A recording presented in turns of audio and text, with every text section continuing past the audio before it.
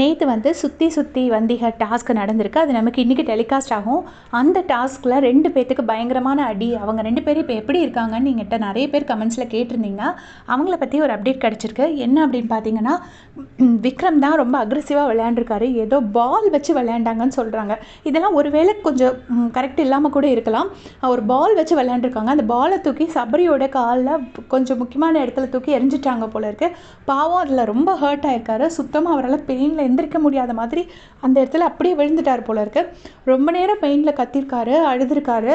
சாண்ட்ராவும் கூட அழுதுருக்காங்க. அப்புறமா டாக்டரை பார்த்துருக்காங்க. டாக்டரை பார்த்து கொஞ்சம் அவர் நார்மல் ஆகிட்டார்.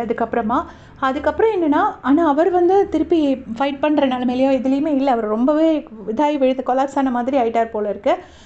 அப்புறம் பார்த்திங்கன்னா, திவ்யாவுக்கு ஃபேஸில் கண்ணு பக்கத்தில் அடிச்சிருக்காரு. பயங்கர அக்ரெசிவாக விளையாண்டு அடிச்சிருக்காரு. திவ்யாவுக்கு வந்து அந்த இடத்துல வீக்கும் வந்திருக்கு. பட் அவங்க வந்து திருப்பி பயங்கரமாக ஃபைட் பண்ணியிருக்காங்க விக்ரம் கிட்ட. எவ்வளோ அக்ரெசிவாக விளையாடுறீங்க அப்படின்னு சொல்லி.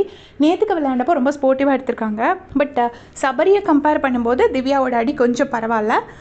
கொஞ்சம் அந்த மாதிரி சொல்லலை. இப்போ இன்னும் திவ்யாவுக்கும் ஃபேஸில், ஆனால் வந்து அவங்க கொஞ்சம் மேனேஜ் பண்ணுற லெவலில் திவ்யா இருந்திருக்காங்க. ஆனால் சபரிக்கே மேனேஜ் பண்ணுற லெவல்லையே கூட அவர் இல்லை போல இருக்குது. இதுக்கு முன்னாடி கனியக்காவை ஒரு வாட்டி தூக்கி போட்டிருப்பாங்க. லாஸ்ட்டு கிளம்புற வரைக்குமே அவங்க சொல்லிட்டு இருப்பாங்க, முட்டியில் வலி, முட்டியை யாரும் டச் பண்ணாதீங்கன்னு. அவங்க அது ஈஸியாக எடுத்துக்கிட்டனால நானும் கூட பெரிய அடி இல்லை போல இருக்குது அப்படின்னு நான் நினச்சேன். பட் இந்த கிளம்புற லாஸ்ட் வீக் வரைக்கும் அவங்க சொல்லுவாங்க, முட்டியை யாரும் தொடாதீங்க, முட்டி வலிக்குது, என்னை தூக்கி போட்டதுலேருந்து இன்னும் அந்த வலி மாறவே இல்லை அப்படின்னு சொல்லிட்டு கனியக்கா சொல்லிட்டு இருந்திருப்பாங்க.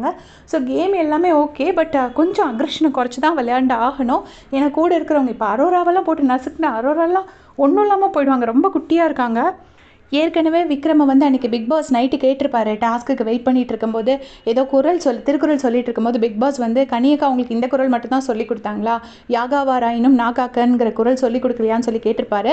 அது வந்து நீங்கள் வார்த்தையை அளவுக்கு மீறி அதிகமாக பயன்படுத்திட்டீங்க திவ்யா மேலங்கிறது தான் அதோட அர்த்தம்.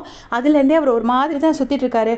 டென்ஷனில் நம்ம பண்ணது ஏதாவது தப்பாக வெளியே போயிருக்குமோன்னு ஒருத்தர்கிட்டயா சொல்லிட்டே தான் இருக்காரு. மேபி அந்த டென்ஷனில் இருந்தாரா என்னன்னு தெரில. அந்த கேமில் காமிச்ச அக்ரெஷன் வந்து தப்பான இதில் போய் முடிஞ்சிருச்சு. அதுக்கப்புறம் இன்றைக்கி நைட்டு பாருக்கும் கமருதீனுக்கும் ஒரு சண்டை வரும்னு சொல்லியிருந்தேன். அந்த சண்டையில் கமருதீன் வந்து பார்வதியோட காலில் போய் விழுந்திருக்காரு சாரி கேட்டு பேட்சப் ஆகிறதுக்கு. பட் 2 பேரும் சேர்ந்துட்டாங்களான்னு என்கிட்ட நிறைய பேர் கேட்குறீங்க. அதை பற்றி சத்தியமாக எனக்கு தெரியாது. ஆனால் இவர் ரொம்ப நேரம் பேச்சு கொடுத்து ரொம்ப நேரம் ஒரு 3 ஹவர்ஸ் மேலே பேச்சு கொடுத்து சண்டை போட்டிருக்காருங்கிறது மட்டும் தெரியும். 2 பேரும் லேட்டஸ்ட் அப்டேட் சேர்ந்துட்டாங்களா சேரலையாங்கிறது எனக்கு தெரியாது. பற்றி உங்களுடைய கமெண்ட் சொல்லுங்கள். தேங்க்ஸ் ஃபார் வாட்சிங்.